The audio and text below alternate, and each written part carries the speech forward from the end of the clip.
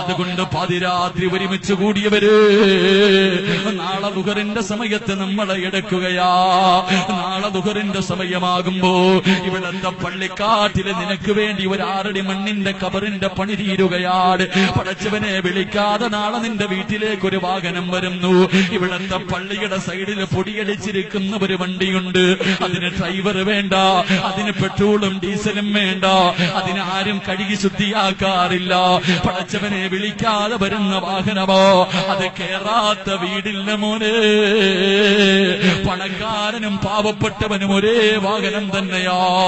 അവിടെ ആർക്കും പരിഗണനയില്ല. നാളെ ഉച്ചയ്ക്ക് നിന്റെ വീടിന്റെ മുന്നിൽ കൊണ്ടുവന്ന് വെക്കുകയാണ്.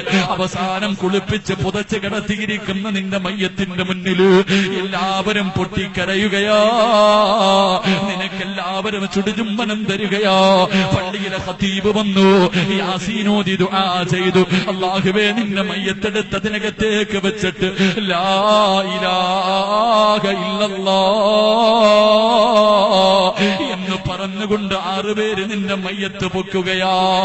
6 പേരാ മയ്യത്ത് കട്ടിലെടുത്ത് തോളിലേക്ക് വെച്ചിട്ട് ഈ പള്ളിയിലേക്ക് റോഡിലൂടെ നിരന്ന് നിന്റെ മയ്യത്തിങ്ങനെ കൊണ്ടുവരുമല്ലോ. ഈ പാതിരാത്രി ഒരുമിച്ച് കൂടിയിട്ട് ഉസ്താദ് നിങ്ങൾ പറയുന്ന സൂറത്ത് ഞാൻ ഓതും ഉസ്താദ്. എനിക്കറിയില്ലെങ്കിലും ഞാൻ പഠിച്ചിട്ടെങ്കിലും ഓതും ഉസ്താദ്. എനിക്കറിയില്ലെങ്കിലും ഞാൻ നിയ്യത്ത് ചെയ്യുകയാ ഉസ്താദ്. അല്ലാഹു തരുന്ന പ്രതിഫലം കേൾക്കടോ, അല്ലാഹു തരുന്ന പ്രതിഫലം കേൾക്കടോ. നാളെ ഉച്ചയ്ക്ക് നിന്റെ മയ്യത്ത് റോഡിലൂടെ കൊണ്ടുപോകുമ്പോ ആരാ ചുമക്കുന്നതെന്നറിയോ? ആരാ ചുമക്കുന്നതെന്നറിയോ?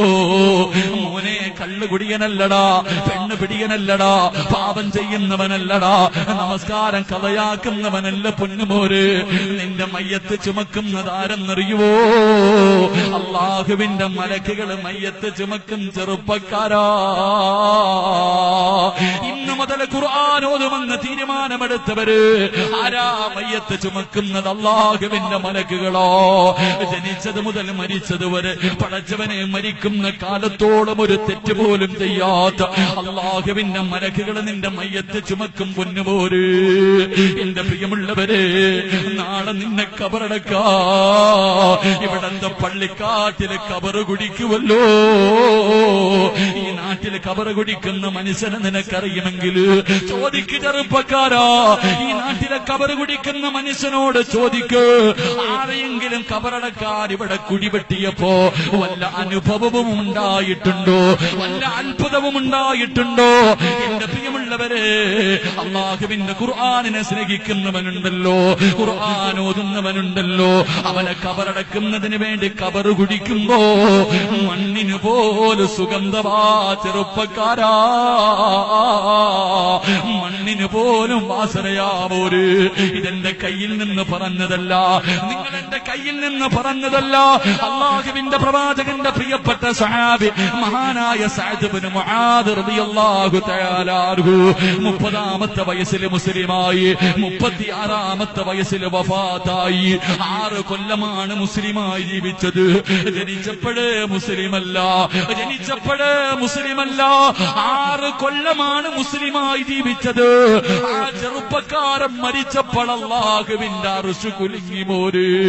പടച്ച റബ്ബിന്റെ സിംഹാസനം പോലെ ആ ചെറുപ്പക്കാരൻ മരിച്ച ദിവസം ഇങ്ങനെ കുലുങ്ങുകയോ. ഈ പ്രപഞ്ചം മുഴുവനും കരഞ്ഞ ദിവസമോ.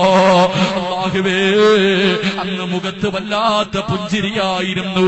ഇബ്നു ഹജർ തങ്ങൾ പറയുകയാണ്, മയ്യത്തിങ്ങനെ ചുമന്നു കൊണ്ടുപോകുമ്പോ സഹാബത്ത് പറഞ്ഞു, നബിയേ യാ റസൂലല്ലാഹ്, മയ്യത്തിന് ഭാരമില്ല നബിയേ, മയ്യത്തിന് ഭാരമില്ല നബിയേ. അല്ലാഹുവിന്റെ റസൂൽ പറഞ്ഞു, സഹാബാ, മയ്യത്ത് ചുമക്കുന്നത് മലക്കുകളോ സഹാബാ.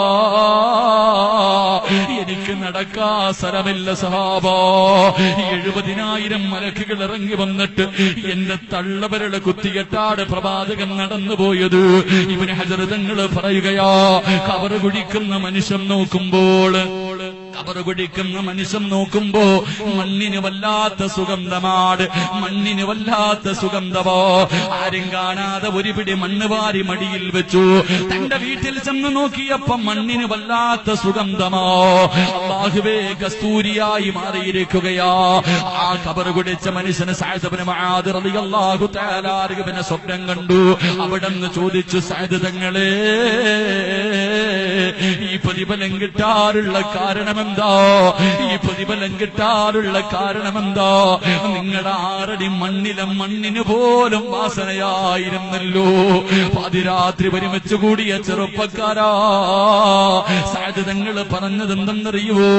ഞാൻ പിടിച്ച സുന്നത്ത് നോമ്പിന്റെയും ഞാൻ ഓതിയ ഖുർആനിന്റെ പ്രതിഫലമാണെന്ന് പറഞ്ഞു എന്ന് ചരിത്രം പഠിപ്പിക്കുമ്പോ, എന്റെ പ്രിയമുള്ളവരെ, ഒരു ദിവസം എന്തായാലും പോകേണ്ടവരാ.